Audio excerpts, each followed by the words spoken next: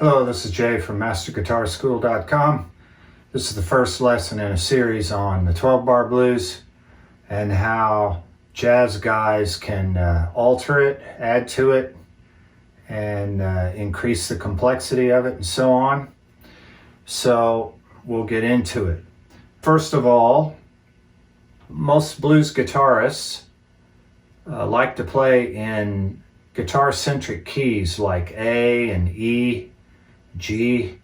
Those kinds of keys are more convenient on the guitar because of the nature of the instrument, the way it's tuned, and so forth. In days gone by, where the guitar was more of an accompaniment instrument and not so much as a solo instrument, the main soloists were horn players, saxophone players, trumpet players, and so on. So due to the nature of those instruments, the flat keys were more common. A lot of the 50s rock and roll guys didn't play in A. They played in B flat or A flat because they were used to playing with horn players. So for that reason, I'm going to do everything in B flat. All right, if you're more comfortable in the key of A than you are in B flat, you need to knock yourself out of your guitar-centric comfort zone. So we're going to be playing in B flat. All the chords in the lesson, the blog post, and the examples that I will embed in this video are written in terms of basic seventh chords. Many musicians extend them. It may say B flat 7, but they may play B flat 13 or B flat 9. I'm going to use very basic chords, especially in the beginning.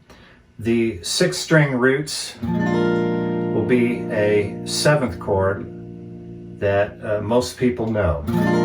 So that would be a B flat 7. The 5th string roots will be that type of 7th chord. That's an E flat 7. These are both very common chord voicings in the blues. All right. So I'm just going to limit myself to that.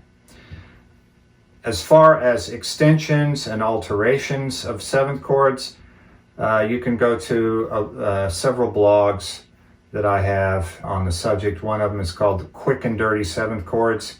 Another one for alterations and extensions is Quick and Dirty Altered Dominants. Quick and Dirty Altered Dominants. All right.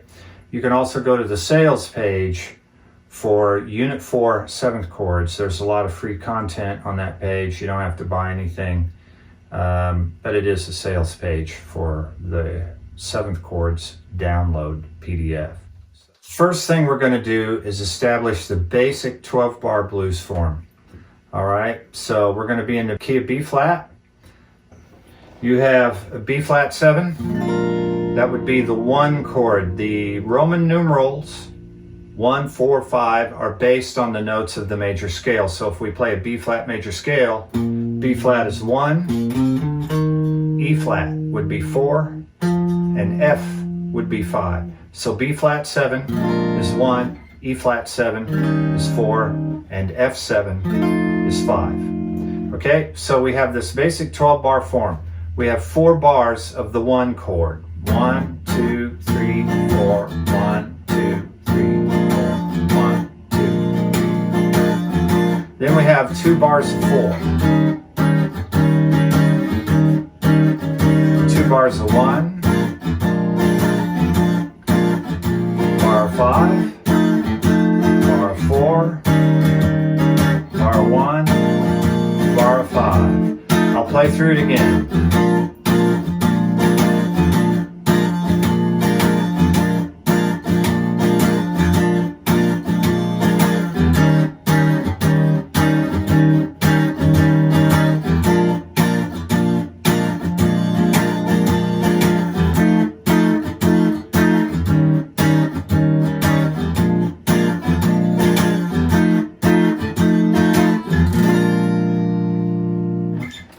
You need to practice that so much that you internalize the form. You don't have to count the bars to play it correctly. You can just feel it, all right? Just feeling it is not the result of talent. It's the result of exposure. In other words, repetition. You repeat it, you repeat it, you repeat it until you don't have to count bars to get the form right. That's very important.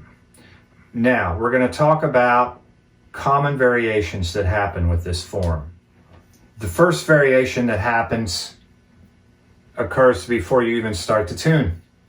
If you're at a jam session and whoever's in charge says blues in B flat from the 5, from the 5 means that you're starting in bar 9, right?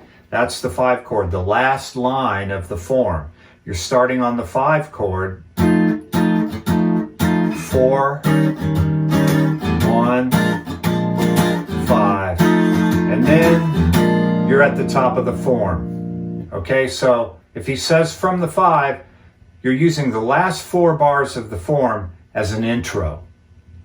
Okay, if he says from the 1, that means you just start at the top of the form, right from the 1 chord, 4 bars of 1. Okay, so you got to be aware of that, from the 1 or from the 5. Secondly, a very common variation in a lot of songs is that you go to the 4 in the second bar. Okay, so that means you have a bar of 1, bar 4, 2 bars of 1.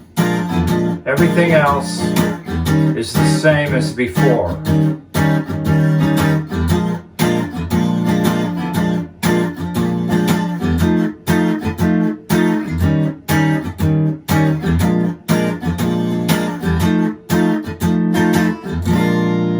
So the first thing after you get started that you listen for is whether it goes to 4 in the second bar.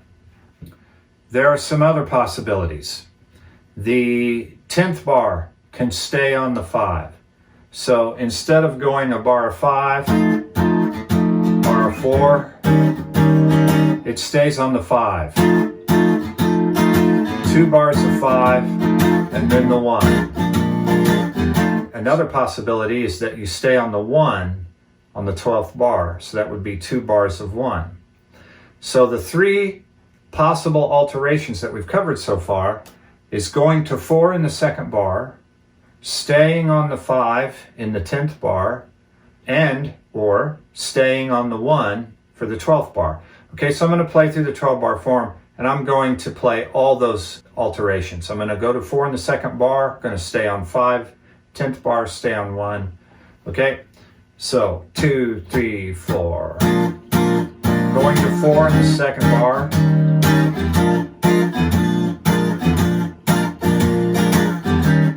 Two bars of 4, 2 bars of 1, 2 bars of 5, 2 bars of 1. Then it starts over. It can be all or none of those alterations or any combination. In general, once you go through the form the first time, the form stays the same. Okay, so if you go to 4 in the second bar, you're going to go to 4 in the second bar every time during the course of the song. With jazz guys, that's not always the case. But with blues guys, once the form is established the first time through, that's the way it is from then on.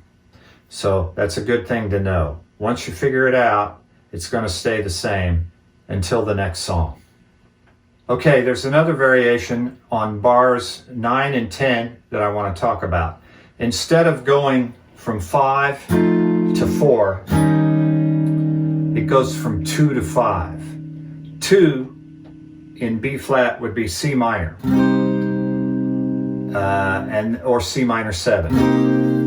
And then the 5 would be F7. A lot of times, 2 can be dominant.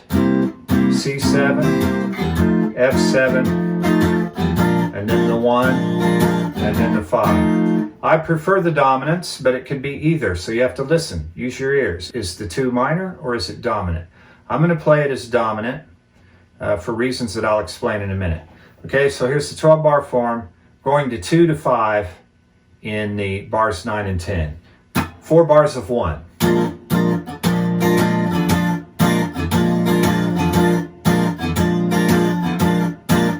2 bars of 4. 2 bars of 1. 2. 5. 1. 5. That's the 2 to 5 option. Happens occasionally, even in a straight blues context. You'll hear that sometimes. There's one other issue before we leave the basics, and that has to do with the last 2 bars. There is a technique or vocabulary that occurs in the last 2 bars called a turnaround.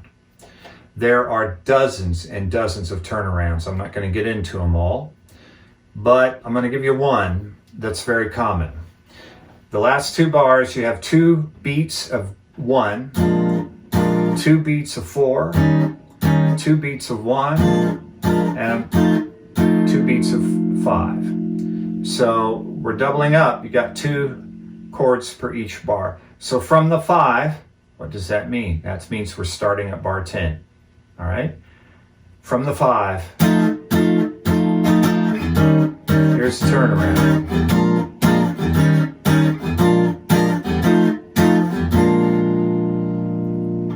Okay? Any combination of these variations can occur in a typical 12-bar blues tune. Most experienced blues players already know these variations, but I wanted to start from the very beginning so that those of you who are beginners can follow what is to come next. In the next lesson, we'll get into the plus part of what I call Blues Plus. This is Jay from MasterGuitarSchool.com.